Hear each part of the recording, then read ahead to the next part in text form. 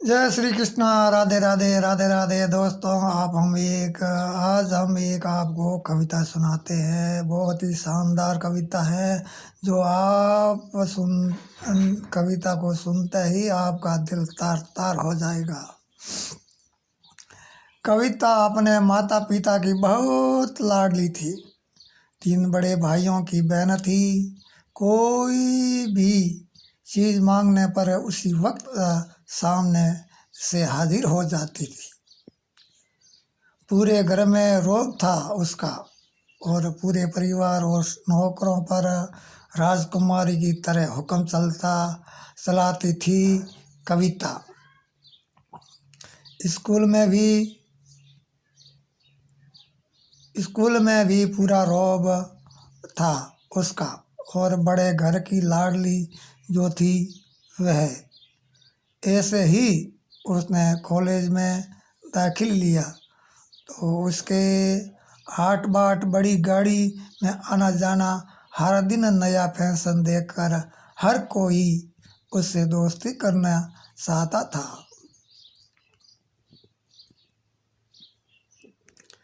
थोड़े ही दिनों में उसके बहुत से दोस्त बन गए। पूरे कॉलेज में उसकी अपनी ही एक पहचान थी। इन दिनों उसके घर एक रिश्ता आया। खानदानी लोग थे और पापा की पुरानी जान पहचान थी।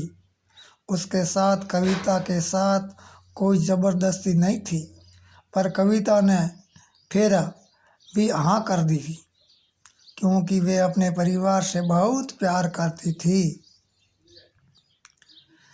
वह जानती थी कि वे लोग उसका अच्छा ही सोचेंगे। लड़के का नाम राज था और राज काफ़ी पढ़ा लिखा और समझदार लड़का था। ससुराल वाले भी बहुत अच्छे थे। ससुराल में कविता की जगह वैसी ही थी जैसी कि मायके में थी। कोई भी कार्य कविता की सलाह के बिना नहीं होता था। उसकी लाडली बहू बन गई थी और वह फिर उसके घर एक बेटे का जन्म हुआ। राहुल कविता को जान से प्यारा था। लड़के का नाम राहुल था और राहुल कविता को जान से प्यारा था।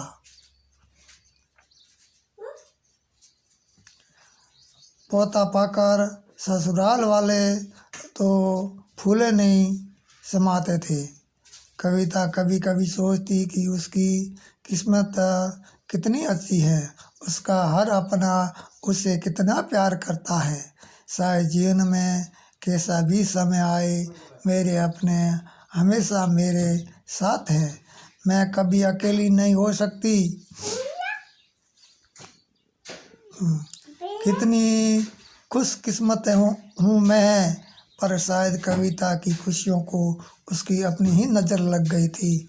एक दिन वह मायके के जाने की जिद कर बैठी।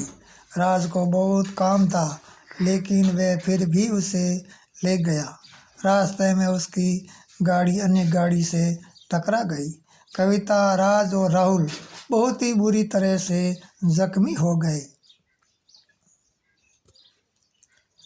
काफ़ी दिनों के इलाज के बाद राज और राहुल तो ठीक हो गए, लेकिन कविता पूरी तरह ठीक ना हो सकी।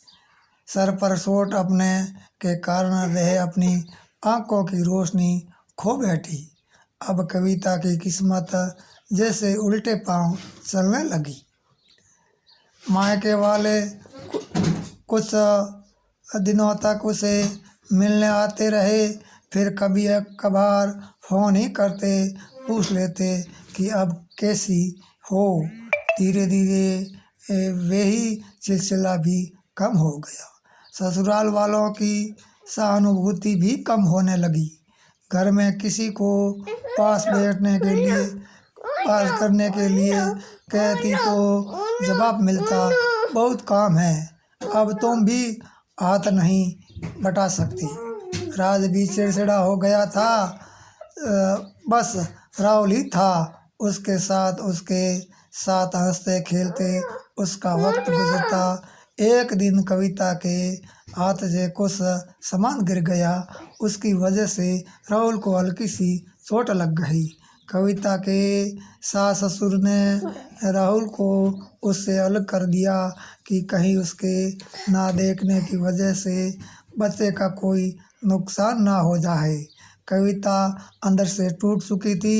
एक दिन उसने उसके सामने मायके जाने की इच्छा रखी तो राज उसे तुरंत मायके छोड़ आया, जैसे कि वह भी यही चाहता था। लेकिन राहुल को उसके साथ नहीं भेजा गया। कविता कभी राहुल से दूर नहीं रही थी और पर अपनी कमी के कारण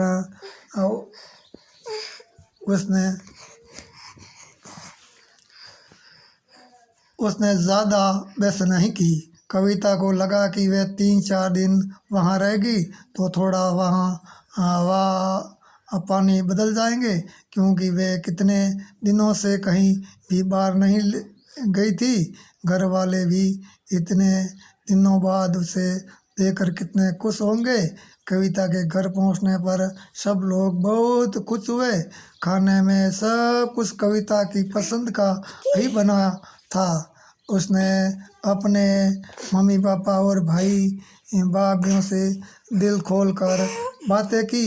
उसके छोटे बच्चे भी बुआ के साथ घुल मिल गए थे। रात को सोने के वक्त जब वह कपड़े बदलने लगी तो उसे पता चला कि उसका बैग तो बहुत भरा हुआ था। वह सब समझ गई। वह बहुत उदास हो गई। कुछ दिनों तक तो सब ठीक रहा, फिर जैसे ही सब बदलने लगा, सबका व्यवहार बदल रहा था। वह लोग जैसे थक चुके थे, उससे सब लोग घुमा फिरा कर पूछने लगे कि राज कब आ रहा है उसे ले जाने के लिए। वह बहाना बना देती, जबकि वह जानती थी कि उसे घर में अब उसके लिए कोई जगह नहीं। कविता से चलते वक्त कुछ ना कुछ नुकसान हो जाता। थोड़ी ही बहुत टोका टाकी उसे सुनाई देती, वह टाल देती। एक दिन उसके हाथ से लगकर एक कीमती फूलदान टूट गया। छोटी भाभी ने बहुत हंगामा मचाया। कविता के माता पिता रोज के झमेलों में तंग आ गए थे, तो उन्होंने राज को खुद से फ़ोन कर दिया। राज कविता को अपने घर ले गया। कविता को अपने परिवार वालों से ये उम्मीद ना थी, तो जिस कविता के कहे बिना घर में एक का पता भी नहीं हिलता था, उस घर के लिए